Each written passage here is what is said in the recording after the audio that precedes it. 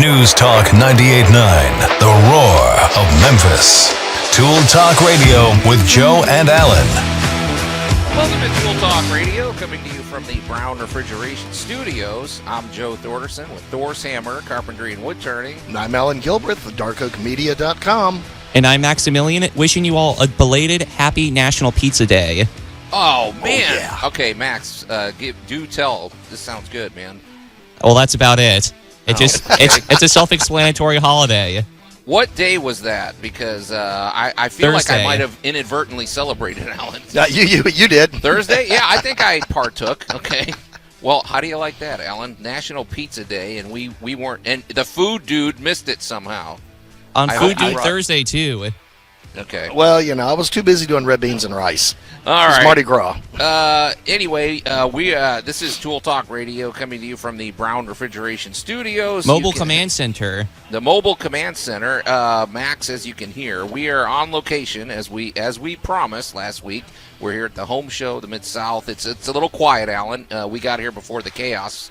It's going to warm up. Yeah. Although Jay Hill's floating around here, so the chaos is probably going to ensue earlier than normal. But you can still call or text us at the Big M Roofing and Remodeling Hotline at 901-683-0989. And we also invite you to go to the Tool Talk Radio Facebook page, where I forgot to post the must-have item of the week. I'll do that during the next commercial break. No problem. I have a must-have item of the week, but You do. I see it on the table. The name of the game today, Allan, I would say is organic. I probably shouldn't over-tease too much because we don't know what might happen. Whenever you're live, for one thing, Jay Hill is in the house. We're bringing him in. It's interesting. We're set up right next to him. We are. So when you come to the Big M Roofing and Remodeling booth, make sure you just walk about 20 feet to your right and come check out the News Talk 98.9 The Roar booth, and we'll be here. And Allan has about 8 cartons of swag here. You're giving away some good stuff, Allan. I mean, well, the tool belt seems to be the hot item. Yeah, subscribe to our YouTube channel at tooltalkradio.com, and we'll give you something for free. Yeah, so lots of free stuff, lots of good reasons to check it out. So, but among other things, Allan, we're looking at, for great moments in building history, we're going to continue the Memphis positivity theme at least one more week, and talk about the Orpheum Theatre. I think that's a topic all of us are well versed in. It's a great history there. Yeah, absolutely. So, I think I mentioned that Larry Brown may be dropping in. He may or may not. You never know with that guy. He has a tendency to show up about 5 minutes before we go off the air. I think he's telling me something. Yeah, well, it's like a sighting of Bigfoot. It's kind of like we saw a glimpse of him. Yeah. So. But if he gets here, then we're going to throw him on immediately, of course. So we have some tool tales today, and I'm not going to tell you what those are. We have our must-have item of the week. We've got other things that we're not going to tease because, as I say, Allan, sometimes I over-tease and we don't get to it. So, but I do have a follow-up report that we need to discuss. Okay. Max, you'll appreciate this. Max, are you kicking back up on? Are you in your easy chair right now? What do you think? I mean, whenever I know he's luxuriating in the solitude. Man, I'm seeing bunny slippers and feet on a table. It's all right. All right, Max, get this. So I was listening to a podcast that Alan Alda does that I enjoy, and he was interviewing Neil deGrasse Tyson. And of all things, the Coriolis effect came up. Which, okay, folks, if you're new to Tool Talk Radio, we discussed it, and basically the easiest way to think about the Coriolis effect is the fact that if you're above the equator, the toilets float to the, I can't remember if they're clockwise. Counterclockwise. If you're below it, then they go the other way. And we tried to here on Tool Talk Radio settle the question of what happens if you were exactly on the equator, and we had a pretty in-depth discussion about it. So, well, they were discussing this. They didn't probe that question, Allan, but they did mention something that I didn't know. No. He said, according to Neil deGrasse Tyson, he said because of the Coriolis effect, which, folks, that's to do with the rotation of the Earth, it says that hurricanes can't cross the equator. That's correct. Okay. Why didn't you mention that? That's a pretty big... You didn't ask. Okay. And they said it's strongest at the mid-latitudes, which is why there's more hurricanes there. So, but also what I didn't know is they said the military uses the Coriolis effect to accurately launch long-range missiles. Yes. And apparently there was some campaign that Great Britain was a part of where they didn't account for the Coriolis effect, and they were south of the equator, and it went terribly till they figured it out. It's kind of a slingshot effect because things are, when you have anything spinning. Right. If you've ever played like Crack the Whip or something as a kid. Right. You've got something spinning, but when you let go of something, it goes in a straight line, but it goes off in a straight line on a tangent. Oh. So as you're coming around, wherever it's kind of like if you're trying to, Joe, you and I've had to do this before. Right. You got to wait on a string, and we're trying to get it over something, right? To get I know exactly what you're talking about. Right, so you're trying to get it over that. To get a rope over a branch. So if it's high enough, you got to swing it a few times, and it's where you let go in the swing that allows the tangent the most power to get something to where you want it to go. So when you're like launching a rocket, you have an entire planet spinning at thousands of miles per hour, and if you tangent it just right, that helps you. Right. And if you don't tangent it just right, it's working against you. There you go. Exactly. And that's kind of a good way to visualize the Coriolis effect. Exactly. So. And so here's one other thing. They said depending on which stadium you're in, I'm trying to think. I think he was watching a Cleveland playing Kansas City or something, and he calculated that based on the position of the stadium, the kicker was gaining either a 1/3 inch deficit to the left side of the goalpost because of the Coriolis effect. In other words, he had to compensate for that if he's really thinking deeply on this thing. So you ignore the Coriolis effect at your own peril, folks. Yep. I mean, I had no idea how wide-ranging this thing was. So it's like, well, it's what we get for living on a giant spinning ball hurtling through space at 19,000 miles per hour. It's easy to forget that everything seems so calm and steady, but man, it ain't. Think about it this way. We do not live on a flat plane. We basically live in an intergalactic swimming pool. Yeah, flat earthers. Yeah, okay. Well, yeah. And please send all your hate mail to Joe. Yeah. But basically, if you think about it, like just trying to go to the moon. Right. Well, the moon isn't in two-dimensional space. The moon is not like we're sitting here and I'm looking down the aisleway and I see Jay Hill at a straight line from me, but he's on the same plane level. Right. So much like an airplane or a submarine has to adapt not only for the distance on the plane it's at, but it could be above or below you. Sure. And then when you try to target something like Mars, well, keep in mind, it's moving also in three-dimensional space with its own velocity. So as we become a spacefaring people, and this is going to happen, and I'm saying this, and everybody's kind of like, oh, he's talking sci-fi. No, I'm not. We're talking today's news right now because we're trying to get satellites up. We're trying to get ready to go to the moon. That's already there. We keep going to Mars. Yep. So when you think about sending a rocket to Mars, and believe it or not, I can tie this all back into I was wondering because repair. We're straying a little too far. No, we're not, because all of this came out of the same technology. Think about the first guy that invented a plumb line. Okay, now we're talking. Yeah. Now we're talking about something that allowed you to get a straight line every single time in spite of all the other effects going on around you. Okay, go ahead, because I know I don't want to steal your thunder. Go ahead, steal the thunder. Well, isn't there, I thought there's some cathedral or there's some place they have this really high dome. Yes. I think, in fact, in Chicago at the Museum of Science and Industry. They do, yes. And there's this big heavy weight. It's just basically a giant plumb bomb. And yes. It's constantly rotating very slightly, and it's because of the rotation of the Earth. Yes. Right. So if you're wondering why your chandeliers come loose and why, well, who knows? We also live on a fault line, so every so often we get tiny little tremors, and you wonder why those cabinet handles need to be tightened every so often. Okay. So welcome to great big giant scientific ideas that really do apply to us at home. There you go. All right. Well, I thought that was worth a follow-up report because I didn't realize all the extra stuff to consider with that. Yeah, there's a lot. I feel like we've really plunged deeply into the Coriolis effect. So I think we've straightened that out. All right, Max, you wanted to contribute something today since we're also marking the occasion of something that you're very fond of, right? Yes, indeed. And I might add, and now, a deep cut with Maximilian. You know, he was just. I know. He loves just dying to push that button. He loves the Fruit Ninja thing. Okay. I know. If I'm not pushing your buttons, I at least want to push these buttons. That's right. So today marks the end of a wonderful week known as the Sapporo Snow Festival in Sapporo, Japan. Mm-hmm. And I'm quite chuffed about the situation. So I thought I'd do a little salute to said Sapporo Snow Festival. Okay. So the Sapporo Snow Festival, most notably, it started in the 1950s, but something that's a very eye-catching for people. I believe it attracts about 1 million tourists a year. 2 million. Yeah, 2 million. Ooh, yeah. 2 million. Look at you.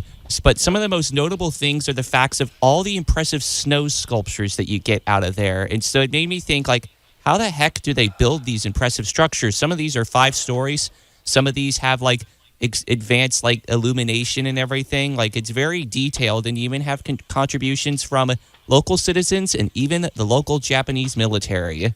Okay, can you talk about the military thing? Because I had a tie-in with that. I'm going to tie this into home improvement, Max, but tell us about that, because that is very interesting. So the military kind of views this, very interestingly enough, as a training exercise.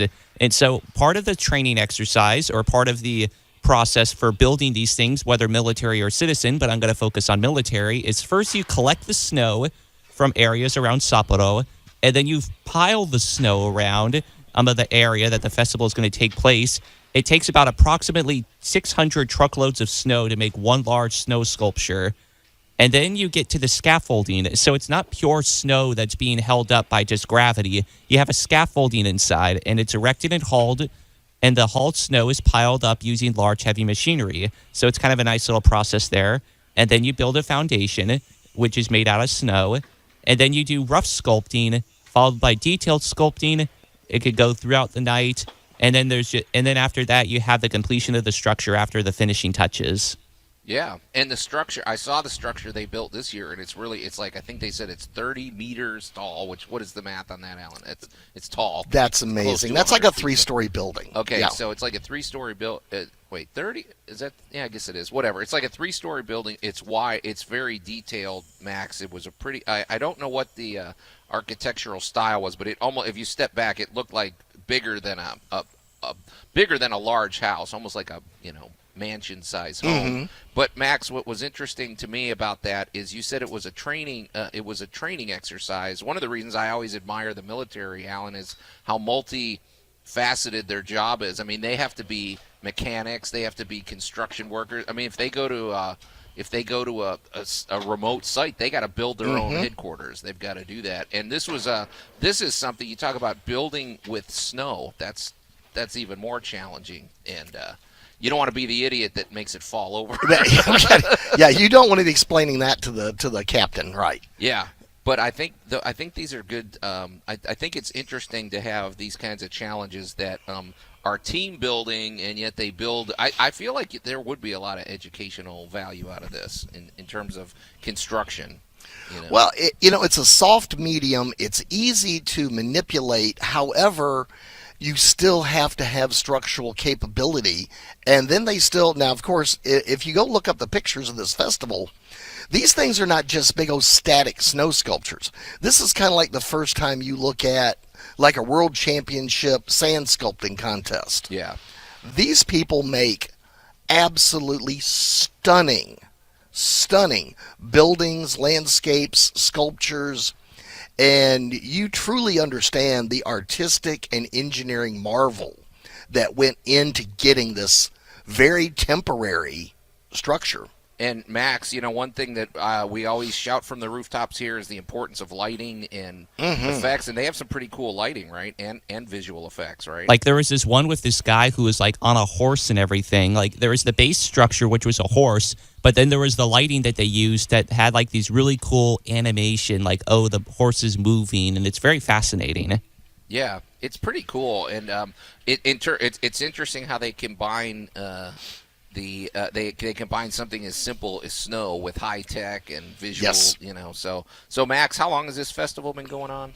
It's been going on since around 1950. It started like with like 2 junior high schools in the city. 3 high schools and 2 junior high schools in the city. They were displaying certain sculptures that they made in the area at a park called Odori, which is pretty cool. That's neat. So, all right, well, Max, that's very interesting, and I suppose maybe we can post some stuff about it, but if not, I would definitely recommend get on YouTube and go down that rabbit hole, because I did a little research and it is pretty interesting. I didn't know anything. The thing that was interesting to me, Allan, is the fact that there's a place in Japan that gets that much snow. I mean, they get lots. It's sort of in this unique, because I don't get the impression it's all that cold, but I think because of atmospheric conditions and geography, they get pummeled with snow. It's their version of our Buffalo, New York. I have a bit of a brief aside as a counterpoint to you, Joe. Well, one of my senseis from back in like middle school or high school said that they had a friend of theirs that lived in Sapporo, and it got so cold that they had to unthaw the frozen toilet water. Oh, so they do get the cold. Okay, see, I didn't know that. I thought it snowed because of elevation and things like that. Well, a little geography, but yeah, it still gets plenty cold. Okay, all right, so that's the place. Well, maybe they're just not equipped for that kind of. All right, they don't have toilet warmers. Yeah, it's interesting. It's pretty wide-ranging geography out there. So, all right, hey, Max, I didn't prepare you for. I don't think this is a science discussion, but Allan, let's. I told you today's show is going to be sort of organic, but last week we ran out of time before we really got into. We were talking about infrastructure and really creating a good infrastructure for your home. You could say. And I'm looking at that in terms of just the ease of use of your home, how to deal. And I'm really thinking in terms because a couple weeks ago we were dealing with more possible ice storm. We dodged a bullet, but other people already got hit by ice. Well, we had 3 days with 3 different ice storms back to back. Yes. Yeah. And I'm thinking, creating, I guess it's twofold. It's ease of use for your home. When I think of the infrastructure, I guess I'm just thinking of the fundamentals. A good solid foundation, keeping it sealed tight, keeping it insulated, being able to cut the water. So let's talk about this. The one thing I want to start with is and I'm going to pick on a friend of mine, and it was just where they put the now in the Mid-South, for some areas, your municipality furnishes you a trash can. Oh, yeah. Yeah, great big giant. We have these big green things that the machines pick up. Yep. And it's where you put it. Some people put it on the side of the house. Some people put it on the front of the house. And a friend of mine puts hers in kind of an odd location. And that's because that's where her parents always put one. Boom. And I'm kind of like, all right, legacy thinking. So when we look at our home, let's think about it in modern terms. Because we have so much better materials now. Because I'm thinking a lot of the old fiber boards from the 50s, 60s, 70s, and even up to the 80s, that stuff wore out. Got holes in it, and You love triggering me, don't you, Allan? I do. I'm looking right at Joe going, and so glorified cardboard. Basically, that's exactly what it was, but that was the technology of the day. Well, today we have basically concrete boards. Right. That look just like the old fiber boards, and you want to talk about armor plating your house. Sure. Start replacing that old rotten wood with basically a concrete wood, and you're not going to have that problem again. Yeah. Don't steal Jay's thunder, because I'm sure he's going to have. I'm setting that up. I'm just kind of going when we look at what we can do modernly, all right, you and I get to look at each other, and let's talk about roofs for a second. Roofs, gutters, how things were built and done in the 50s, 60s, and 70s. Well, it's 2023, and there are new systems, new materials. One of the things you and I are looking forward to that's coming up soon, you'll even have a solar shingle. Sure. This thing will put power in your house. House batteries. Where were you going to put a house battery in your house? Yeah, exactly. Because yesterday I got blown away. I got shown a new device we'll talk about in a little bit that is going to be a game changer at my house. I am ready for the next blackout. Totally ready because you want one now. New products. Okay. So when you look at your house, so when we look at the infrastructure, let's take a look at it from the point of view of the past, and let's look at what we plan to do about it for the future, because it may involve rearranging the landscaping a little bit. It may involve replacing rotten wood. It may involve, sooner or later is going to involve a new roof. Right. Well, yeah. I guess my other thing is with infrastructure is just like you talked about legacy thinking. Well, for one thing, don't put things where they're in the way constantly. Exactly. If it's a hassle just to take the garbage out, why don't you rearrange it? Spend a little effort and put it. Maybe make yourself a little enclosure, and it goes right there. And I'm always circling back to making sure that the water is easy to cut off, because you just never know. I tell you the biggest one to me ever for ease of life. For heaven's sake, fence in your backyard and put in a doggy door. Right. That will change your existence. Yeah, I think it's just these constant irritants and the constant things that the feng shui. Yes. I mean, there's a reason there's a reason people get paid to come in and be your feng shui consultant, because it actually makes a lot of sense. Yep. It does. But I think do it now while it's kind of calm and right now there's not much happening, Allan. But we're getting into spring. It's a good excuse. Time to look at things from a new fresh set of eyes. But secure the infrastructure of your home, and I think this will be a reoccurring theme. So, all right, Allan. Hey, coming up, looks like our buddy Jay Hill's chomping at the bit, ready to go. So he's going to be visiting with us in a minute. You're listening to Tool Talk Radio here at News Talk 98.9 The Roar, Memphis. We'll be right back. Tool Talk Radio with Joe and Allan. Is there anywhere in this town where we could buy a shrubbery? News Talk 98.9, The Roar of Memphis. Just get yourself some clippers and go to Allan's backyard. You'll find anything you want. So that's my recommendation. And welcome back to Tool Talk Radio, coming to you from the mobile Brown Refrigeration Studios. I'm Joe Thorderson with Thor's Hammer, Carpentry and Wood Turning. Here with my buddy Allan Gilbreth from darkoakmedia.com and our pal Max over there back at the studio.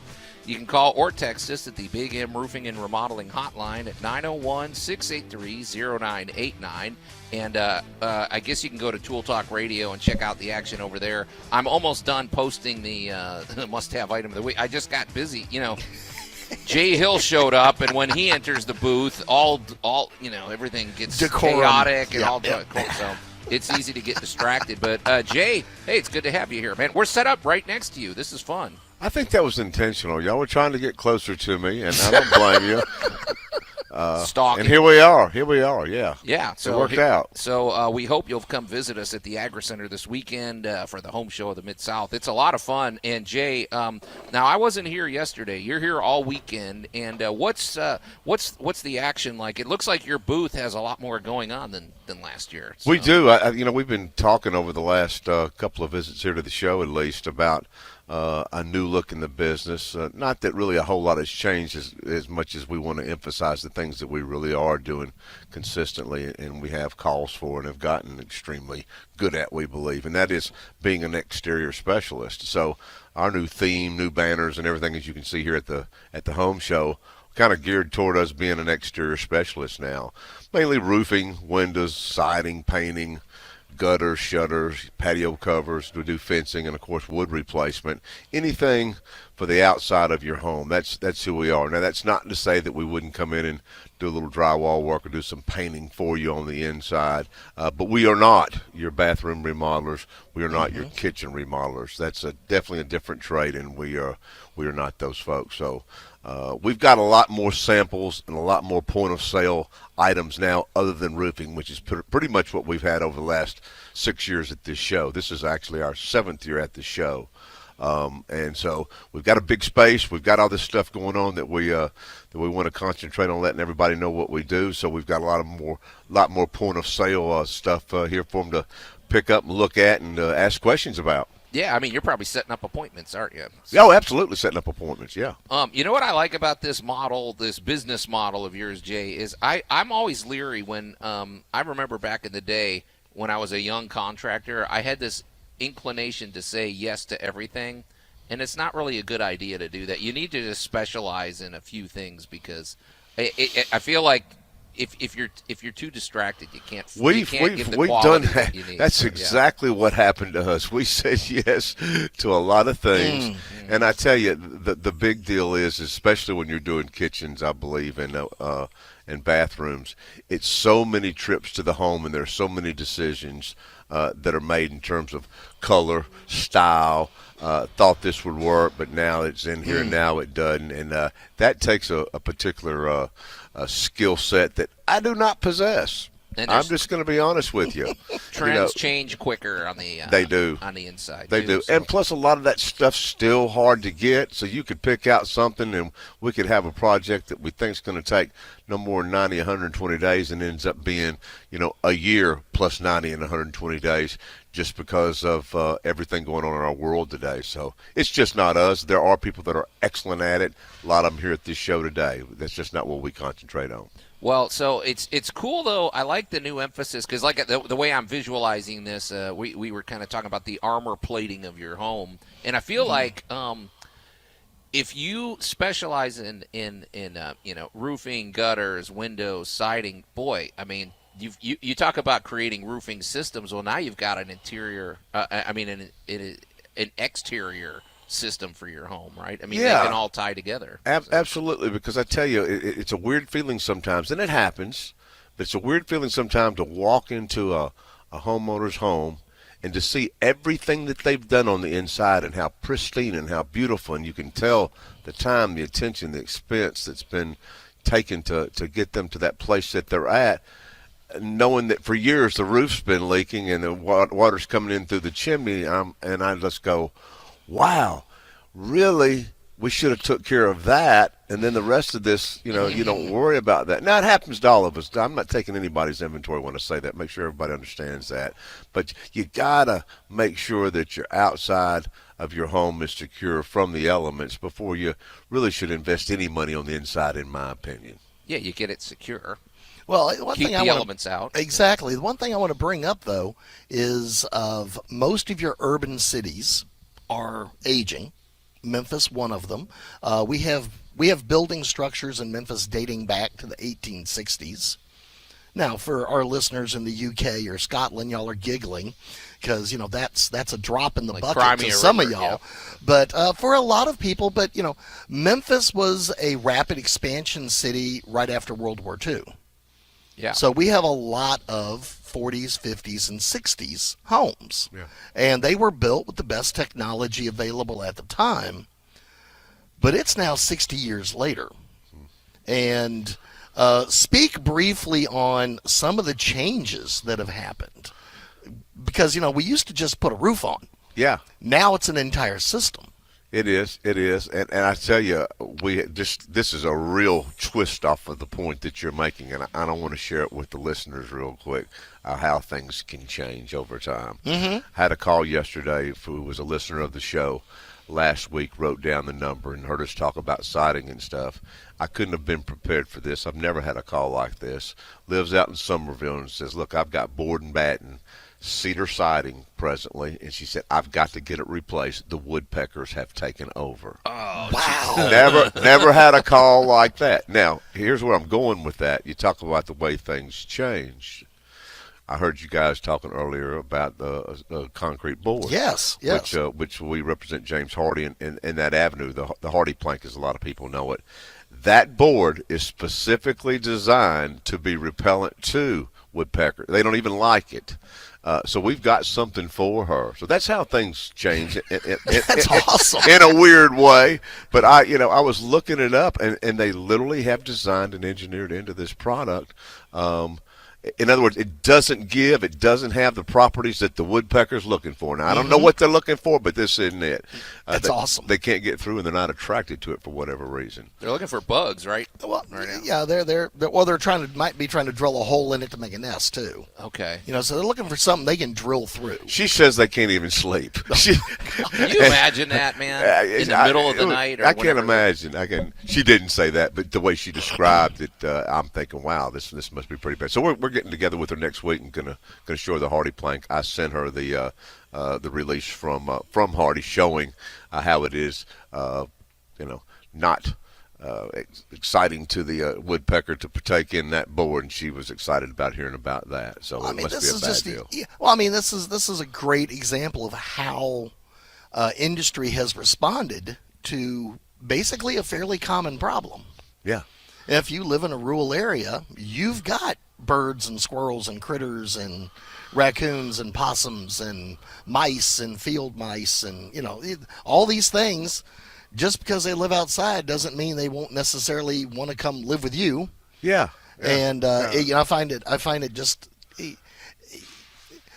for anybody that's ever been the victim of like squirrels invading their house or a woodpecker knocking on the side of your building is like somebody sitting out there with a .22 rifle target shooting, because it's this constant tap, tap, tap, tap, tap, tap.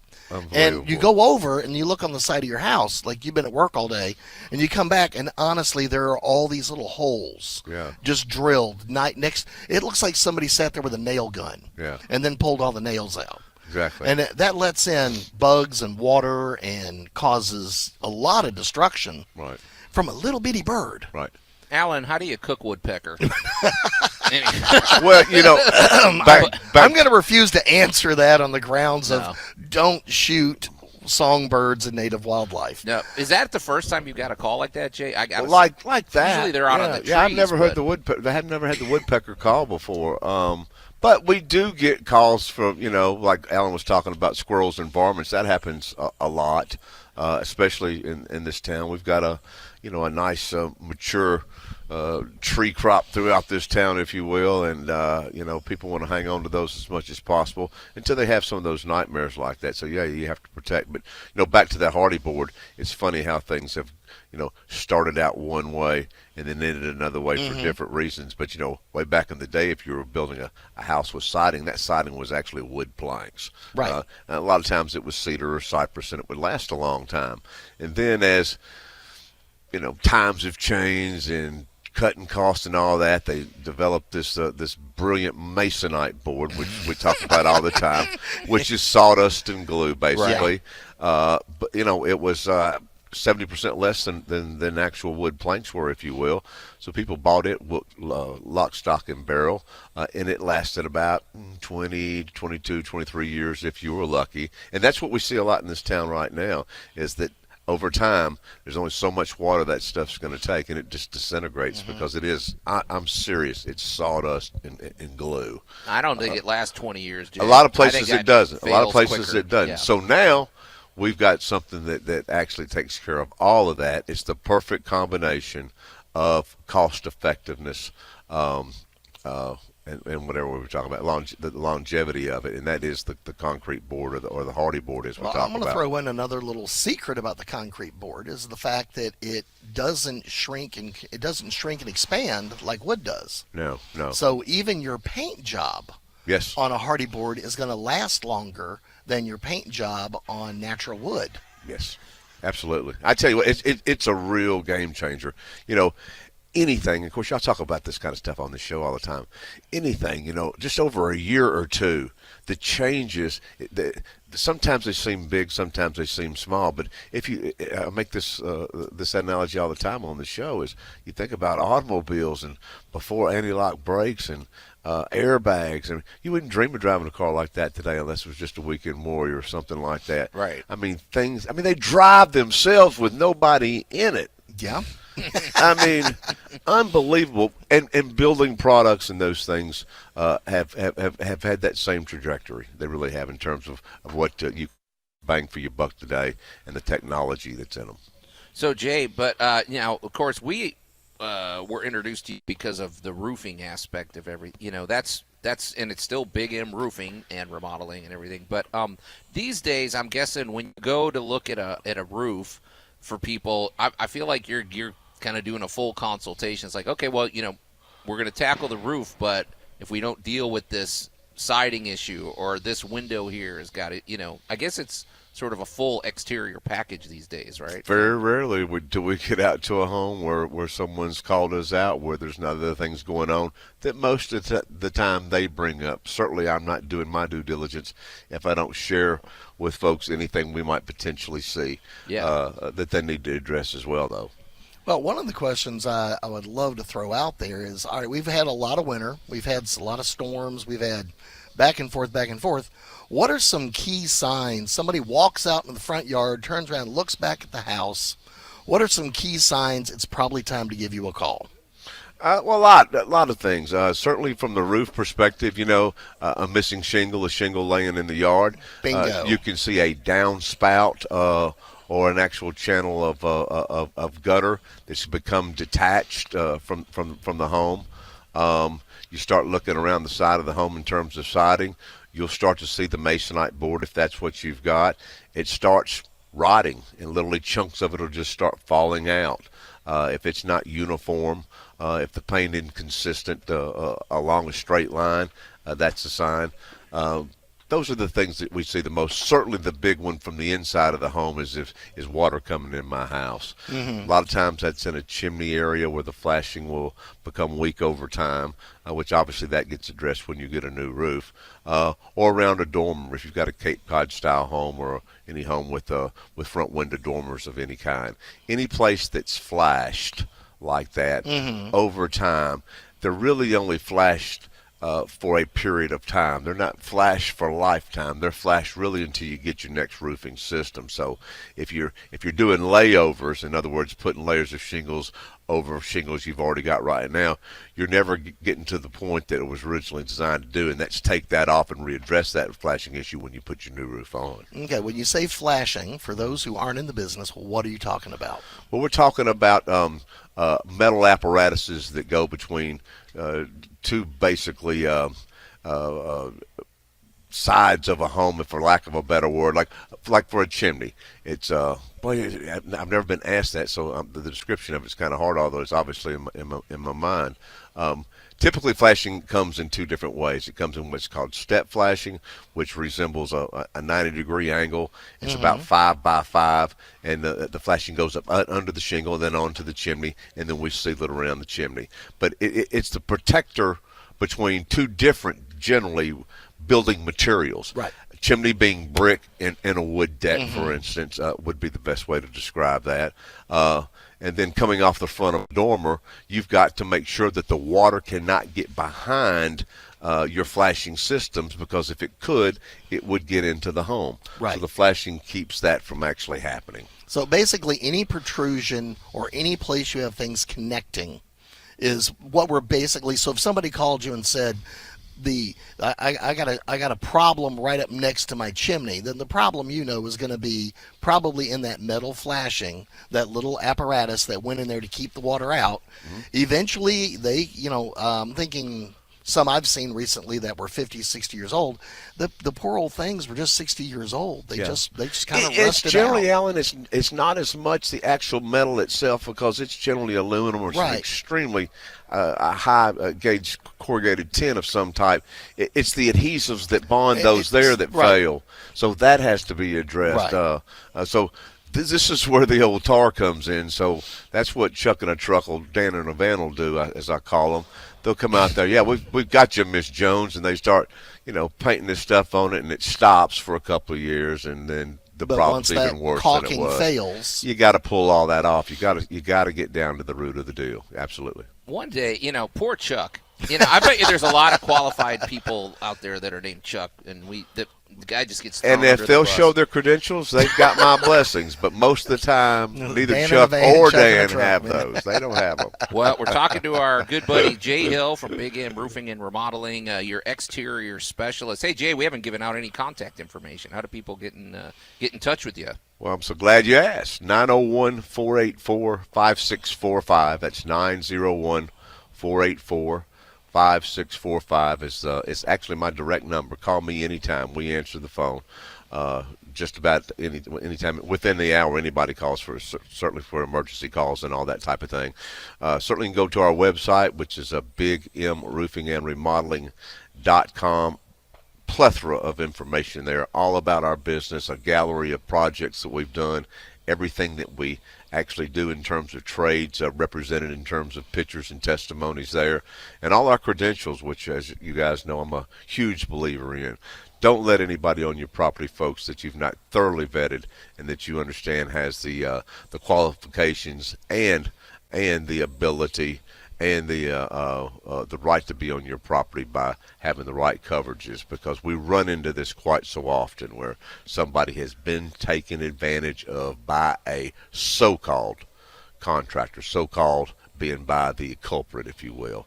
So just vet everybody. And anybody that doesn't want to show you those type of things or won't be as forthright, for instance, as we're trying to be right now, not that we're the only game in town. I just believe in that because I've seen too many people get hurt. So I want everybody to know up front that we're qualified to do what, and take that away from you. It's nothing like getting that phone call from a widow who said, yeah, had a contractor took us for $18,000, and I've got to come in behind that. And you feel for these folks, especially seniors on fixed income or something. And, right. You can do your part by thoroughly vetting your contractor. Make sure that he shows your contractor's license. Make sure that he shows you general liability, workman's compensation.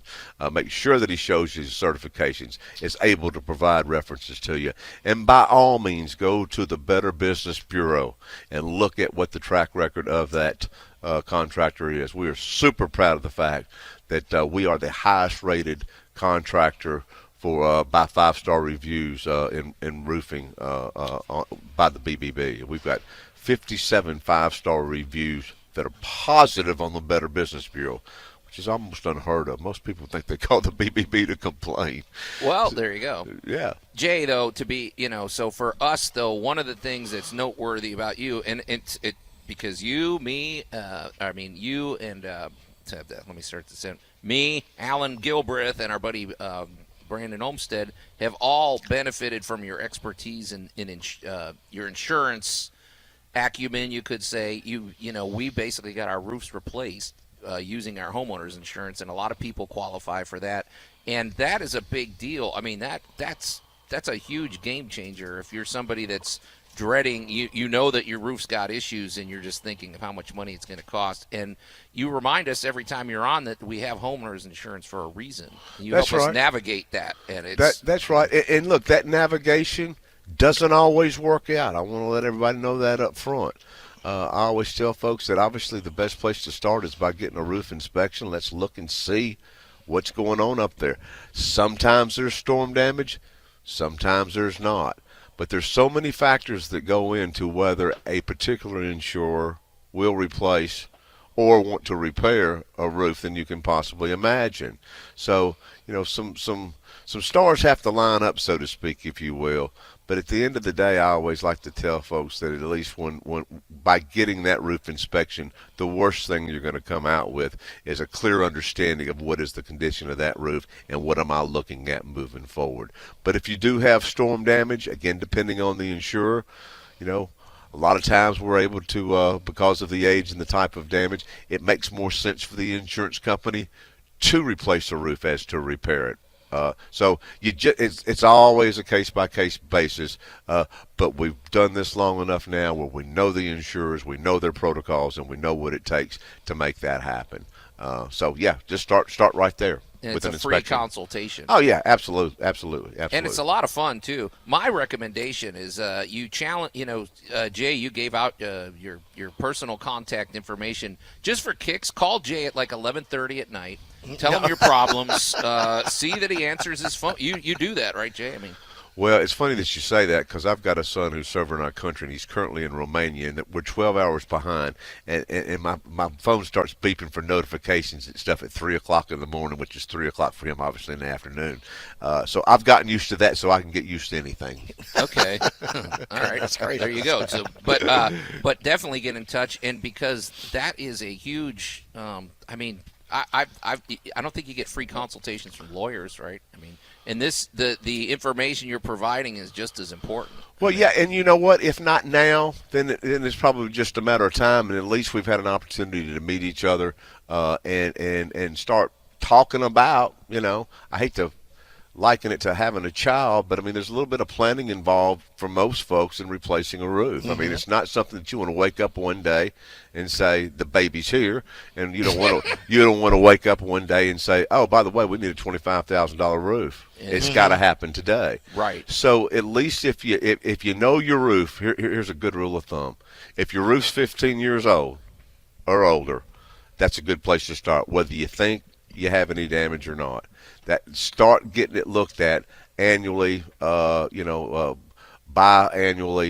at least, so we can start helping you navigate that and let you know how much life that we feel like you've got left without putting any stuff you've worked so hard for in peril. Absolutely. So Jay, and also you've got a great partnership with almost 30 lenders, right? So we do, yeah. You have to finance. We brought that on a couple of years ago. I was resistant to it. I don't know why. I guess it's because we've just had such good customers who, for whatever reason, just were in a position to take care of, or insurance took care of whatever they were trying to buy from us. But we brought on with GAF a syndicate, if you will, of 30 different lenders, and you can literally go to our website right now and in 90 seconds be pre-qualified for all of those lenders up to one of them. So it's amazing. And I'm talking about the biggest lenders in the country. Jay, quick, what's your phone number? 901-484-5645. 901-484-5645. And we're here at the home show. Awesome. Hey, hour 1 of Tool Talk Radio is in the can, but stand by. Hour 2 is coming up next.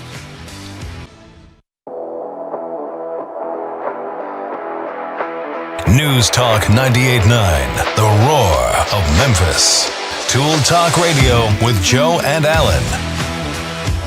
And welcome to Hour 2 of Tool Talk Radio, coming to you from the Brown Refrigeration Studios. I'm Joe Thorderson with Thor's Hammer, Carpentry and Wood Turning, here with my buddy Allan Gilbreth from darkoakmedia.com and our pal Max back at the studio.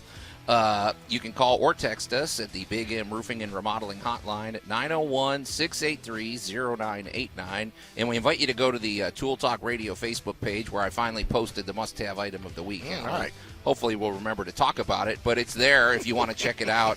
And there's good reasons to go to the Facebook page. We always have all the shows are linked. We have some interesting articles there, and of course we have great must-have items of the week. But Absolutely. Allan, today is February 2nd, 2023, and I have good news and I have bad news for our listeners, huh? February 2nd? 11th. February 11th. See, there you go. February 11th, 2023. Did you get the time machine to actually work? I was excited. This will be a day that will live in history of Tool Talk Radio. I have good news and I have bad news. The good news is a dream is about to be fulfilled. The bad news is that the show can only go downhill from here. So we better make it count. But in the house, we have our good buddy Larry Brown from Brown Refrigeration and the ever-elusive Mrs. Brown. Teresa Brown is on the show. Showed up finally. Oh. What the heck was that, Max has been waiting to press that button for a year. I mean, I asked for epic music, but holy smokes. All right, Max. Now, if your eardrums have recovered. Hey, Teresa, it's really good to have you on the show. Where have you been all our, Oh, my goodness. Well, I listen to it every week. Okay. So you do listen. I do. I listen every week. So. And boy, are you in trouble. I know. That's the reason why I always text Larry the answers to a lot of your questions. Oh, there we go. That's how I get the answers. That's how he gets the answers. So she's always here in spirit, Joe. That's it. I guess. Well, here's the thing. The reason I've been so intrigued about getting you on the show is we met you, I don't know how many years ago, and it might have been back at the show, or maybe it was I don't know where it was. And we got to talking, and I'm like, man, you're really funny. Why don't we have you on the air? I mean, and then Larry, every week it sort of turned, every time you'd come on, it turned into a running challenge or gag of, well, maybe I'll bring her in next week, and you never do. But we got you here today. You got me here. Okay. So, Teresa, what would you say your role is at Brown Refrigeration? You wear a lot of hats, I right? wear all the hats. Okay. I wear every hat except for Larry's. But, coffee maker, office cleaner. Don't be humble. Okay. So when I'm thinking more like vice president. Yeah. Is that fair? So that's fair. Human resources. I'm right behind Larry. I am human resource. I do babysit professionally. So, but no, I do. I've been doing this with Larry since, let's see, 33 years. 33 years, yeah. So I've been doing it a long time. I'm retirement because I'm fixing to become a grandmother. Oh, I didn't know that. Larry, you didn't mention that. I didn't tell you guys that. I thought I did. We're fixing to become grandparents. And Any day now. Any day. Really? Any day, yeah. Has that distracted you from your mission of providing excellent HVAC service? Absolutely not. Okay, absolutely not. Well, I'm only there part-time. So. Really? Oh, yeah. I'm fixing to be part-time. So Teresa's like the Wizard of Oz, the behind the curtain with all the levers. That's what I get the impression. Yeah, so, yeah. Is this in your... Okay, so... Teresa, did you have to learn the HVAC game from Larry? I did. Okay. So, and I'm pretty good at it. Yeah, I think so. So, what's what? I don't know. I'm going to testify and tell you, y'all are excellent at it. Well, so. Thank you. Thank you. Yeah, I got a lot of that questions. That was as much mileage as I've put on y'all over the years. Absolutely. You've absolutely saved my Thank you. bacon more times than I can count. Yeah, we've been dealing with you guys at this job I've been at. You've basically saved our situation too. My mother-in-law's had her HVAC system replaced by you. So hey, it's cool having you here, Teresa. And we've got a lot of interesting things to get to, but let's take care of a little business first, Larry, because whenever you come on, you always offer some great specials for the listeners. So let's get those out there because we want people to take advantage of those. So well, obviously we all know that I warned everybody in the fall that it was going to get cold, right? None of my prediction come true. That's a big it did, right? prognostication. 0 was that. I've lived in Memphis all my life, and it's probably the coldest day I've ever seen. So you obviously got to keep your equipment up, ready to go. So when you need it, it'll be there for you. So with that said, if you're in the market for a new Trane heating and air conditioning system, we're offering up to a $500 rebate on any system. Or if you're interested in finance, we're offering 24 months no interest financing, and we're also going to throw in a free Remy Halo with any complete system purchase. So that's a $1,000 value. We're just going to throw that. That's going to be free if you purchase a complete system. So, and then also we're offering $100 off on all our duct cleaning services. So if you're interested in any of these items, please give us a call, 901-362-1881, or you can check us out on the web at brownref.com, or you can always check us out on Facebook. Yeah, and you got a pretty decent Facebook page, I have to admit. Yeah. Well, I you appreciate have more followers than us, I think. I don't know how that happened. How are we being outdone by a HVAC company, Allan? I don't know. They've been around longer. Step up your game. But no, it's a pretty interesting. Who manages that? Teresa? We have a PR. It's called Campfire Collection, and she is really great. She keeps up with everything on it and puts all the videos on there. And if you notice, there's a lot of ladies doing HVAC on some of the videos. So. Oh, I didn't know that. Uh-huh. A lot of technicians and everything. Well, obviously, ladies or women are coming into the industry just like everybody. Any industry, women are more than welcome, and we, they can do the job just like anybody else can, and so they're getting into our industry. Not really great, but they're starting to migrate in, and we welcome them. I mean, they're always, women work harder than men. That's a known fact. Yeah, I don't like to. I hate to admit it, but I think you're kind of right. So, So obviously, we welcome women, and there's a lot of ladies out there that could do stuff at their home with just a little knowledge and a little training of just simple things like changing your air filter. It's not hard to do, but if you don't know how to do it, it's kind of like rocket science. But with a little bit of knowledge, a little bit of training, anybody could change their own filter and do things around their home to keep their home up. Now I'm going to kind of brag on my daughter. is she does a lot of handiwork around her house. And, of course, it's from years of dad training. So I'm bragging on myself now. Yeah, it sounds like you're self-aggrandizing. Patting myself on the back. Yeah. But she's able to do a lot of things that, would traditionally be a man's role or a men's role in the home that, she doesn't have a problem doing it. No, I think the lines are blurred these days, and we're all for it. I think just get everybody working with their hand. It's empowering. Sure, absolutely. Yes. Yeah. And, it's great to see, women are able to do things that traditionally were the male roles. And, again, they can do a lot of things around the house just with a little knowledge and a little training information. They can do anything. I had a question, and Teresa, I'm looking at you. So one thing we talk about is, of course, you guys, your technical expertise is second to none. I mean, we love all your technicians and everything. But one thing we really showcase is the business culture at Brown Refrigeration. And Teresa, it's just you answer your phones. Yeah.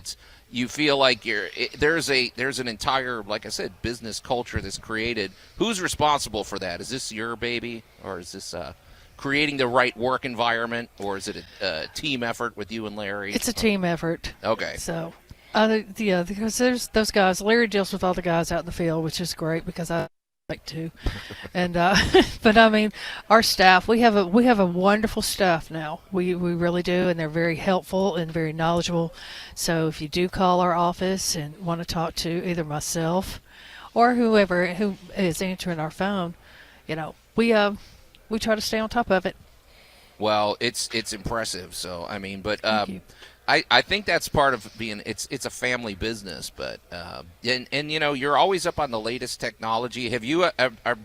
I guess I'm wondering, do you guys work together on that stuff with the research and the Well, she's more of the business side of taking care of a lot of the business side of things, and I'm kind of more of the nuts and bolts kind of guy. So we have our roles, and people say, how do you work together? We've been working together for over 30 years, and it's like you have to identify your roles and kind of stay in your lane, for instance, for lack of a better word.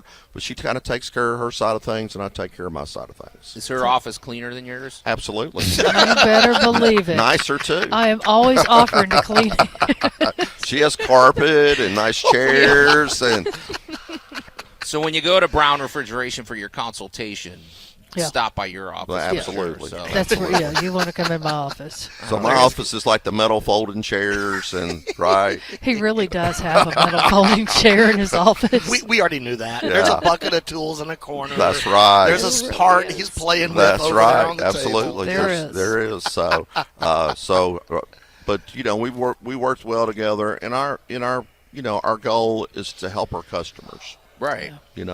We want to be out there, want to be there for our customers 24 hours a day if they need us, and to provide good service. And if they call, they're not talking to, well, he's not, that guy's not here anymore. I don't know what he told you, or you're talking to a machine. We answer the phone. You can talk to, an actual human being. And, I'm there every day. So, if you need to talk to me, I'm just one step away. Yeah. Okay, so a question for y'all, for everybody out there listening on this. What is the first sign that something might be going awry with your heating and air? What is it's time to call Brown indicator before it just doesn't work? Right. Well, usually it's like anything. It's like your automobile or something. You kind of know maybe something's going on, but you just kind of like, well, I'm just back burner it, because you're just, it's like, well, it's still working. It's just not working like it should. Well, when you notice a little glitch or something, you need to call right then and get us out there, because obviously that's going to turn into a major problem, and then you're going to be without air or heat, and then it's going to be an emergency. So, and we always recommend everybody get on a preventative maintenance program. So we're coming out twice a year. We're checking stuff. We're cutting these problems off before they become major. So we can always see something that, hey, this is going to be a potential problem in the future. Let's get it addressed now so you don't have an emergency breakdown. Or you could be like me and just turn your radio up real loud. Yeah, there you go. Exactly. So, hey, Larry, see what I told you? Yeah. Hey, Larry, so, is it right to think about, you said twice a year, is it basically just when winter's coming and then when the spring and summer is coming? Spring and fall, so we come out in the... There are two different units, yours, technically, even though it's, right? I mean, we're talking about two different systems. Well, there's a furnace. Typically, everybody in this area, in this market, has 95% gas furnaces. So you do have your furnace, which is your heating side, and then your air conditioning unit. And your furnace blower is used for the air conditioning also. So again, it's just all about preventative maintenance, making sure you're doing all the right things. You're, checking things. Making sure, like the air conditioner, we're cleaning your coils, we're putting a fresh filter in, checking your refrigerant level, all those things to where you're not going to have an emergency breakdown in the middle of when it's 100 degrees outside. One thing we always talk about, and I hope we're right to say this, we said the relationship you have with your HVAC provider should be, think of it the same way you think of your auto mechanic, right? It's you don't just show up when the engine falls out. It's a regular tune-up, it's a regular maintenance, right? Absolutely. So, well, it's just like your automobile. If you need to take it in, hopefully you do, and have your oil changed and other maintenance done, because if you don't, you're going to be the one that's on the side of the road with a lot of smoke coming out under your hood, right? So, and you're broke down, then you have a huge expensive repair, and so then it's a huge issue.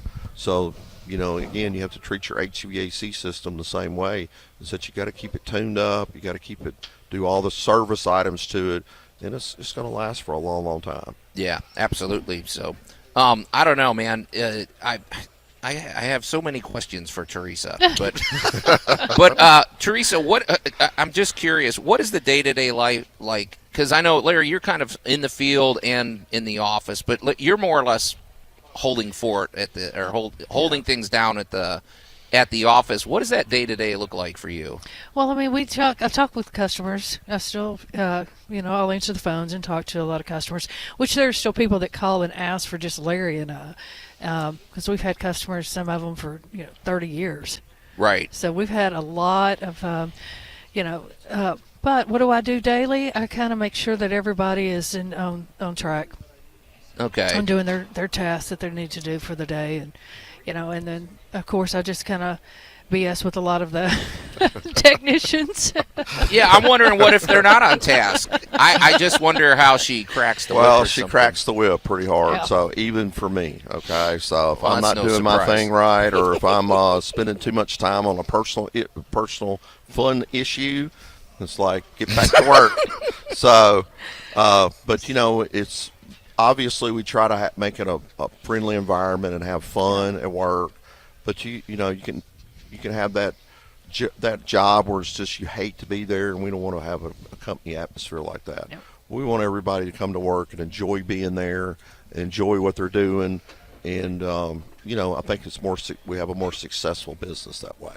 Yeah, I can tell you, your texts. I mean, I know, Allan, they're on speed dial with you, and several of them. Yes. Every time I deal with them, I don't sense a lot of stress. They just seem like they have everything in hand, and they show up, and I don't know. That's a great feeling to have. I don't like the notion of somebody showing up and you're kind of wondering, well, what's their agenda here? Their agenda is basically just to get this thing taken care of, and it's almost a fun experience, like you said. Yeah. Well, and that's I appreciate that, Joe. We want to, and we've got a lot of great techs, and obviously, if you got great people, you got to have a great atmosphere for them to work in, and it makes a great experience for everybody. Yeah. So that's what we want to have, and obviously, we're there to hopefully we lead the way. But, everybody knows what their job is, what their role is in the company, and everybody does a great job in taking care of it. Do people? And you said people you've got people that they tend to call you or Larry, because I do the same thing.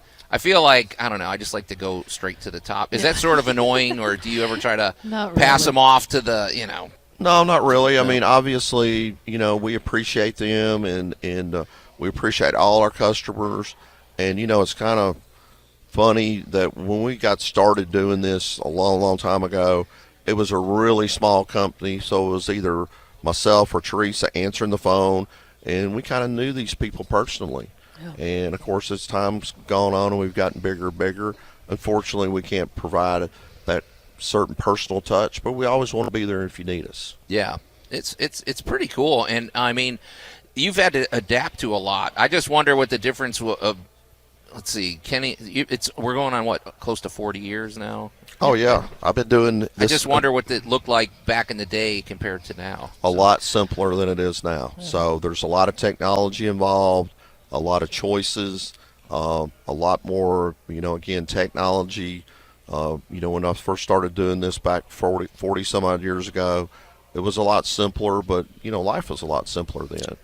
We didn't have cell phones or internet or any of that stuff, and those tools are great, but they also, make things more hectic. So, there's a lot. I tell you what, just like anything, there's a lot more features and benefits. The equipment's a lot better, a lot more energy efficient, has a lot more bells and whistles on it, and, it's out there if you need it. We can provide you with just a standard system or standard stuff that's pretty simple, or we can go all the way up to the cutting edge of technology. Yeah, I mean, I don't know. To me, with the smart home technology, being able to just control, to me, that's sort of the game changer. So. And some people are, and most, are not really interested in that kind of stuff. They're just more like, look, I just want something that is simple, right? And then some people embrace technology. Right. And if you're a business owner now, you better embrace technology. You're going to get left behind. But, it's just, and of course, these last couple of years have been really challenging because, the COVID. And then one thing that's really affected our industry is the supply chain. I mean, it's really, what we used to be able to get maybe today, or we could get in a couple of weeks, maybe order something in. I mean, it may take months now to get it. So it's challenging for us as business owners to work that into what we were already having a hectic business. Now we have to take that on, but we're doing the best we can. We appreciate all of our customers being understanding. We're going to do what we need to do to take care of our customers. I think that supply chain, like Teresa, I'm picturing your office looking like a Tetris board or something. Like you have all the papers. It's like, well, ideally we'd like to do this, but we have to wait for this thing to be shipped or something. Absolutely. Probably a lot of juggling, right? I mean, it is. It really is. Yeah. So. Yeah. Okay. So you were talking about earlier about us when we first started. I used to actually go on service calls. Oh, that's cool. Yeah. So a long time ago, wasn't it? Mm-hmm. Service calls and installs and stuff like that. She was a good flashlight holder. I am excellent. You weren't out there with the wrench and everything else, no? Mm-hmm. Okay. Color-coded tools. Yeah, well, hand me the blue one, hand me the red one. I'd like to have seen that. But, I got to say this in defense. The good flashlight holder was hard to find when you're working in a confined spot, because if you get it just right, and this coming, you can tell I crawl through a lot of stuff. You get the light just right, life is good. Otherwise, you're blind under there. Yeah, I don't know. That is an awesome skill. Or someone yells at you. Hey, Larry, we're coming up on a break. Give us one more time. What are your specials that you're offering to our listeners today? Well, right now we're offering for a new Trane heating and air conditioning system, we're offering a $500 rebate, up to $500 rebate on any system. Or if you're interested in financing 24 months, no interest financing, and we're going to throw in a free Remy Halo on any complete system purchase. And if you're interested in a duct cleaning, $100 off on any of our duct cleaning services. All right, we'll give the contact in a second. You're listening to Tool Talk Radio here at News Talk 98.9 The Roar, Memphis. We're going to take a quick break, and we'll be right back. Tool Talk Radio with Joe and Allan. You're making a plan while I'm being a man, just winging it. News Talk 98.9, The Roar of Memphis. I'm telling you, they don't wing it over at Brown Refrigeration, Allan. Mrs. Brown will not tolerate that. No. Anyway, welcome back to Tool Talk Radio. I'm Joe Thorderson with Thor's Hammer, Carpentry, and Wood Turning, here with my buddy Allan Gilbreth from darkoakmedia.com. Our pal Max back at the studio. And the man who keeps the lights on around here. Of course, they're not on here in the tent, but back at the studio, Larry Brown, and he brought Teresa Brown. The elusive Mrs. Brown is in the house. Wow. In the house. Never thought this day would come. Are you going to join us more regularly now, or are you going to stay as far away from? Okay. I'm going to try. Okay. Hey, you can call or text us at the Big M Roofing and Remodeling Hotline at 901-683-0989. And if you're just tuning in, of course, our buddy Jay Hill from Big M Roofing and Remodeling is he was on earlier, and he's right next door. Allan, you could throw a rock and hit him from here. We throw frisbees. Yeah. We'll pull the curtain back in a little bit. There'll be a frisbee fight. We're here at the Agri Center pretty much all weekend, I'd say. We have the News Talk 98.9, the Roar tent. Allan has brought some serious swag. We haven't promoted this enough, Allan, but you've got the, I'd say the pièce de résistance is the Tool Talk Radio tool bag that you've had printed up. It is. Now, how does somebody win that? Subscribe to our YouTube channel. That's it? Yep. Prove to me you've subscribed to our YouTube channel, and I will hand you a... I got to tell you, that's one sexy waist apron. I think you got awesome. I think you got to do more than that, Allan. That's a pretty low bar to pass. All right, well, you heard it here. I'm looking for subscribers. Yeah, we've got swag. We've even got a few. We've got some good Brown Refrigeration magnets and things like that. So, hey, you guys, we got a lot to get to. So let's get to it. Larry, before the break, though, we had to cut you off. We want to have everybody get in touch with Brown Refrigeration because you've got some specials for our listeners. List those one more time, and let's get your contact information out there. So, okay, well, if you're interested in a new Trane heating and air conditioning system, we're offering a $500 rebate on the purchase of any new Trane heating and air conditioning system. Or if you need financing, we're offering 24 months, no interest financing. Also, we're going to throw in a free Remy Halo with any complete system purchase. That's a $1,000 value, and it'll be free. Just put it in when we do your installation. And if you're interested in doing a duct cleaning, $100 off on any of our duct cleaning services. So just give us a call at 901-362-1881 or check us out on the web at brownref.com, or you can check us out on Facebook. Okay, cool. Hey, Max, did you say we have a text? Yes, from Loyal Agent 732. Oh, yeah. Okay. He always on the job. He or she is always on the job. So what they have to say this week? So with regards to the music that I played for Mrs. Brown, they said that the song was O Fortuna, which I knew. The lyrics translate to O Fortune, like the moon, ever waxing, ever waning, meaning Mrs. Brown is a gift from the gods. Get his number. There you go. Well, 732, very good. See, you've already. Okay, wait. What's up with this, Allan? She's already got a fan base established. She's here one day, and what can we say? What can we say? All right. And she'll be reminding Mr. Brown of that in a couple of days. Yeah, absolutely. And Mrs. Brown will be signing autographs after the show. So, all right. Well, hey. Very cool. Thanks, 732. We always appreciate your input. So, all right, Max. We don't want to we don't want to run out of time before we get to my favorite segment of the show: great moments in building history. And now, great moments in building history. That was a little redundant. I should have just said. Well, you can't do hand signals here at the. No, you can't point at the glass from over here. Right. So it's like I said, organic and. Live radio, baby. This is what you get. So, well, Allan, we were discussing this, and we wanted to keep the Memphis positivity going one more week. Last week we had a really good discussion about the Peabody Hotel, and when you think of Memphis, I would say most visitors, if you're going to visit Memphis, you're going to go downtown, right? I mean, that's a given. Jump on the trolley, tool around, and one of the things that you can't miss is the Orpheum Theatre. And we thought all of us have experience with the Orpheum Theatre. Why don't we talk about that today? So why don't I give out some relevant information, then we can all chime in on maybe some of our experiences. So, Allan, you probably know this. It was built in 1890, and it was actually the Grand Opera House, and they built it on the grounds of a former coal yard. Yep. And was considered the classiest opera house outside of New York. Really? Wow. And was the source of every big show.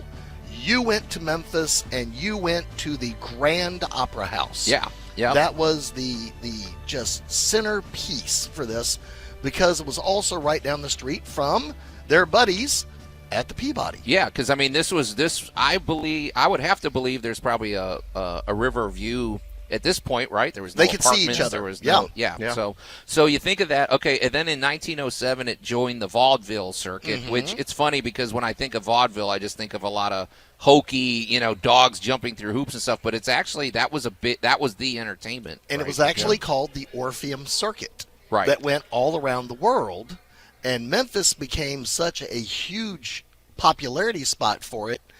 Everybody just shortened the name colloquially to, well, I'm just going to go down to the Orpheum. Right. Yeah, the Orpheum. So, and then by the 1920s, this thing was bringing any big stars of that era were all coming through Memphis. And I have to believe that's probably the roots of a lot of, we're a musical hub around the world, and I have to believe a lot of that was took root at this era. W.C. Handy was hot during those days, but in 1923 we had a little disaster. Well, that's what I was going to say. So after a performance, and it wasn't during the performance, I guess, but jazz singer Blossom Seeley, a fire broke out, and it quite literally brought the house down, Allan. The whole thing. It burned the place to the ground, I guess. So, but they kept it going, and they rebuilt it in 1928. They spent about $1 million. I wonder what that was in today's money. That's somewhere around $100 million, probably. Yeah, about $100 million at this point. That's a pretty serious investment. Now, how serious were they? They put 2,800 seats in the new Orpheum. Right. And so that was a lot for 1927. Yeah. And then it was very elegantly decorated. They had a Wurlitzer organ that rose from the pit. That kind of could come up and down. So, and then, basically it fell into disrepair in 1940. It was auctioned off and sold to M.A. Whiteman for $75,000. He was the only one to bid on it. It's funny how these things come and go. It's like, you have your high points and low points, but at that point, it became a really elegant movie theater. Yes. And then in the 1970s, they were actually thinking of hitting it with the wrecking ball and just demolishing the entire thing. But the Memphis Development Foundation came along. They restored it to its former glory. In 1982, they put $5 million into it, and they did a full restoration. And then, of course, in 1996, they had to basically remove the back wall, and they doubled the size of the stage to accommodate all these giant shows like Wicked and all the big Broadway shows. So today it is state of the art, right? It is a state of the art. You walk in and it's got just the best ambiance you could want for a theater. And is one of the few theaters capable of having the collapsing chandelier. The what? The collapsing chandelier. Okay, well, don't leave us hanging. The Phantom of the Opera.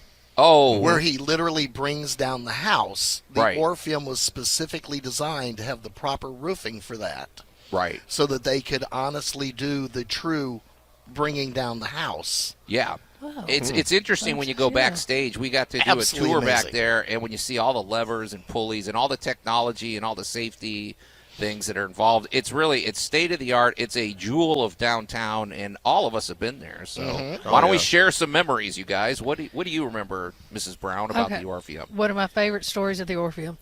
It was, I guess it was in the 80s, and it was before they did the remodel. But I was there at a concert, and it was Ozzy Osbourne with Def Leppard as the opening act.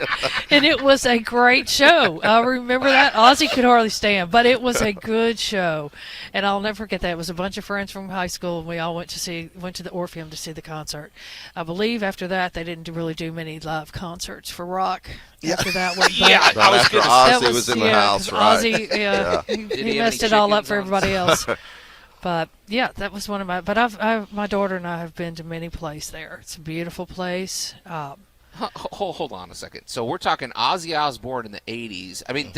I'm surprised I would have thought they'd have to be in one of these big arenas. They were like one of the biggest. Def Leppard was one of the biggest groups at the time. They were the opening act. Is this before they got really big? This was just before MTV came out. Oh, okay. So they were still playing the little hot venues. I was going to say, because they were playing football stadiums after that. Yeah. So. Well, and also the Shell was closed at this time, so they weren't putting on shows there, so they moved them to the Orpheum at this moment. Yeah. What did you feel like? Okay, because you don't think of that. You think of people in their tuxedos and pearls when you see the gilded, all the gilded woodwork and the chandeliers, and you saw Ozzy Osbourne. Okay. Yep. That. So there's some history, right? That is awesome. That is truly Memphis. That is truly Memphis. That's right. What about you, Larry? Well, I mean, we've been to several, performances there, and I mean, it's a beautiful. I mean, it makes you feel like you're just in, the classiest facilities there are, like you're in New York or something, and it's great. I mean, we love it. I'm not a huge musical fan, so she usually takes my daughter when we go there, when she goes to those, but I enjoy certain plays and other performances there. So they're surprisingly entertaining, Larry. They really are. Yeah, really don't are. resist. Yeah. Yeah. I think the Broadway musical, because, I grew up, my mom took me to opera and everything. I took my wife once to the Magic Flute there.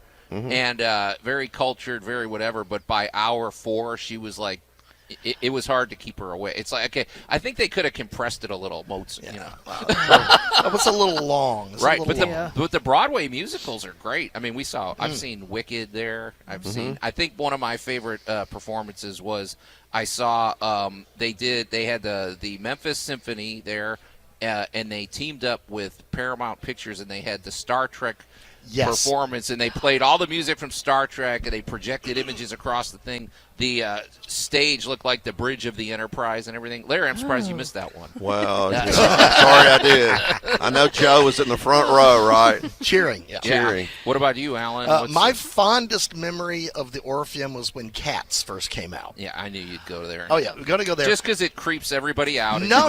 It is because of what I did to my godchild. Exactly. I took my godchild to see Cats, and Zach, if you're listening, I'm talking about you.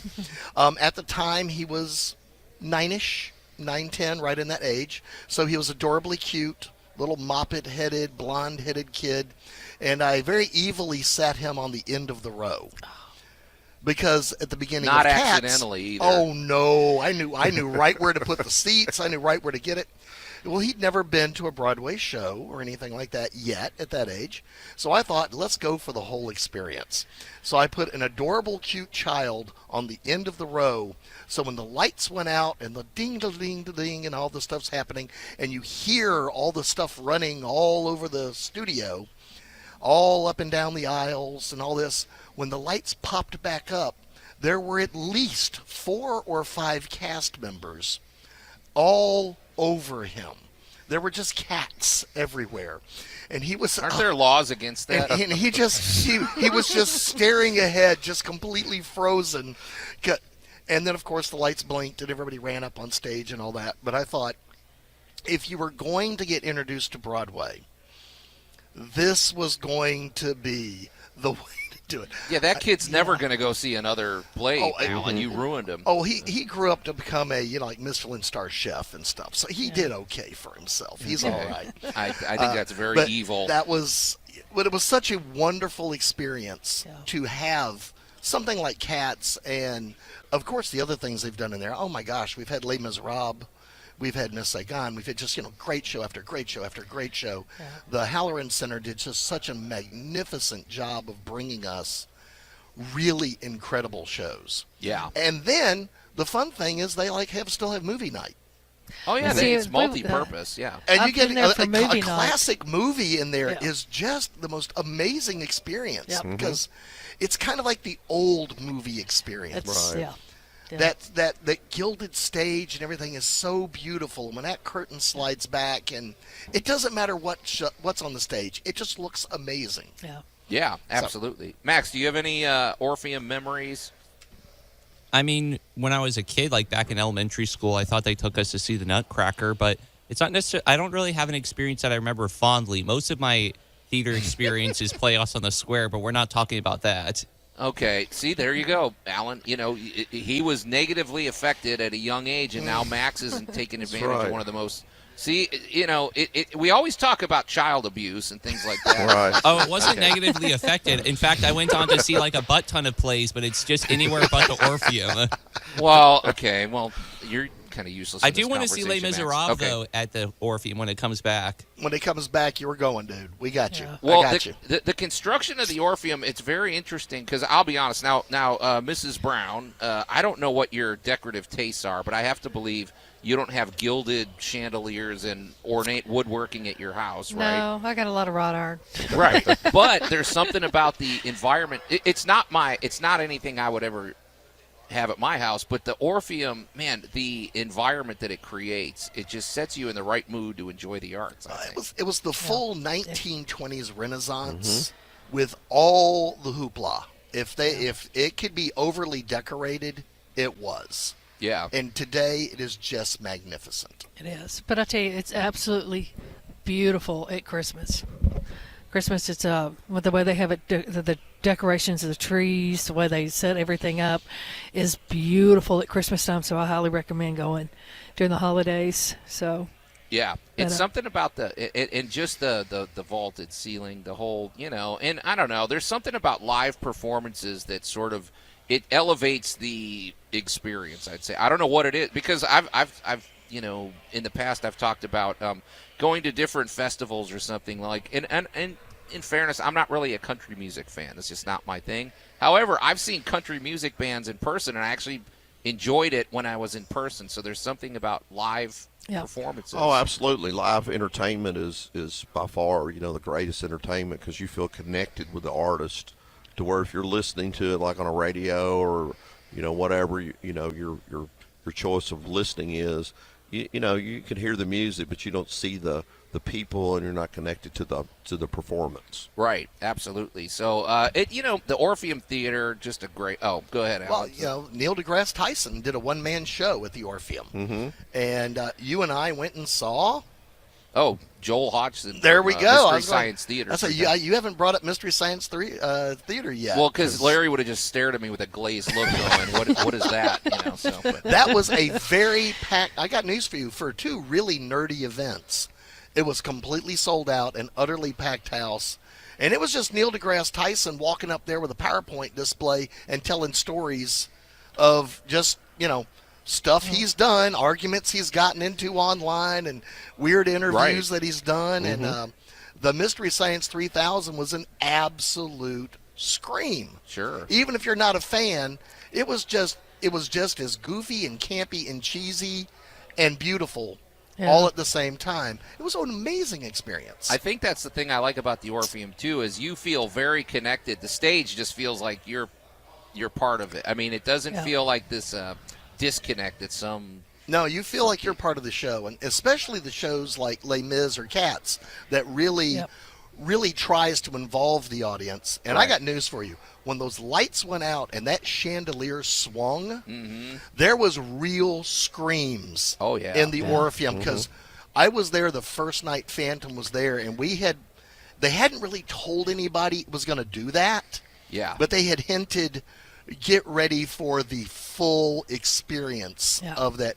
And when he does the bit and the things are exploding and the effects are going off on stage and suddenly that chandelier moved. Oh, yeah. It was a heart-grabbing experience. I mean, everybody, you heard an intake of air from everybody in that place. Yeah. It was just amazing. I would love to see that. We talk about infrastructure. They have a great infrastructure there because none of those effects are possible without that. I mean, they did a serious upgrade to the backstage facilities and everything. So it really is. You walk in and you think you're going back in time, but behind the stage, it's all state-of-the-art. Now, during the COVID pandemic, the Orpheum did a really cool thing in the fact that they had a variety of individual activities you could participate in backstage. So you actually they had like a little Goonie golf set up, and they were using a lot of the props from the different stages and everything. And that was, for a lot of people, that was their first chance to actually get backstage and see all of that amazing rigging. And it really looks like a construction site, super heavy-duty construction site, when you think about how much some of those sets weigh. Yeah. And they just load them up and slide them along the rails, and absolutely astounding construction. it's funny because I can't really imagine Memphis without the Orpheum because I haven't lived here my whole life. But I'm just looking at the history. It's amazing how many times this thing could have just been lost to history. There was a fire. There was in the 1940s it fell into disrepair. In the 70s they were ready to just bulldoze the place, and then yet it gets saved. And now it's a historical landmark and everything. But it's just hard to imagine that we were this close to losing something that's really just an icon in the city. So. Yeah, it's one of the jewels of Memphis, just like the Peabody, the Orpheum. You think, those are things that you, on your top 5 items in Memphis, those would be 2 of them, right? And the Orpheum and the Street. Peabody, right? And like you said, they connect history. It's like through 100 years ago, but into the modern, 21st century. So. Yep. Yeah. Absolutely. So if you've got any happy Orpheum memories, shoot us a message. Go to the Facebook page. I guess shoot us a message over there. Tool Talk Radio on Facebook, and let us share some of those memories. And also, if you've got any ideas for future great moments in building history, we'd love to hear them. But Teresa, this could be something from 5,000 years ago or to the latest cutting edge construction. It's all fair game for great moments in building history. So, all right, Allan, we don't want to lose track because I so far I'm doing well. We've hit every topic that I teased, but now it's time for our must-have item of the week. So, all right. Max was ready. Well, hey Teresa, tell people what I'm holding up. A small level, and it is absolutely wonderful. It's got a magnet on it. Right. Perfect fit in your hand. Table's off. Yeah, I know. Don't look too close at the table setup. Allan set the table up, so we need a little more, thought about the table levelness here, right? I like it. That's perfect. Fits in your hand. This is compact magnetic combination level because it's got the what I like is you can stick it to the fridge, you can stick it wherever, so it's handy. I would say don't put it in your pocket next to your cell phone, right? Because isn't that bad for electronics? But I think so, yeah. Keep it away from that. Strong magnets are not good for electronics. But correct. This is something, like I said, I would keep this on the side of your fridge, keep it in your whatever. Don't put it in. I guess you could have that in your purse, Mrs. Brown. You may need to level some things, right? Okay, but level some people out. That's right. But when you need a level, you need a level. And sometimes if you have, if you're out or you need something, this could go in the glove box of your car or something like that. Are there ever situations where you need to level something in HVAC? I would have to imagine. Oh, absolutely, all the time. We have to level our units, because they need to set, level for to operate properly. So yeah, we use levels all the time. Yeah. And if something's not level, I bet you notice it, don't you, Mrs. Brown? Yes, I do. Okay. I'm on my game. Hey, all right, so we got that. I used one the other day to be, we were leveling a camper. And so I had it set out. And there you go. All right. Well, hey, you guys, we're here once again at the home show of the Mid-South at the Agri Center. So come by and say hello. And there's free stuff, Allan. The tool bag is the way. Stuff. Yeah, we've got some Brown REF swag. We've got a lot, and we're right next door to our good buddy Jay Hill with Big M Roofing, and he's already got a line forming. So it's starting to get busy around here, but we got to get out of here. We have no more time. So, Mrs. Brown, let's do this again soon. So. I will. Thank you for having me on. I appreciate it. You've been listening to another action-packed and weird episode of Tool Talk Radio, but it's time to get out of here. So on behalf of my buddy Allan Gilbreth, Max Behind the Glass, Larry Brown, and Teresa Brown, I'm Joe Thorderson. Thanks for listening, and we'll see you next week.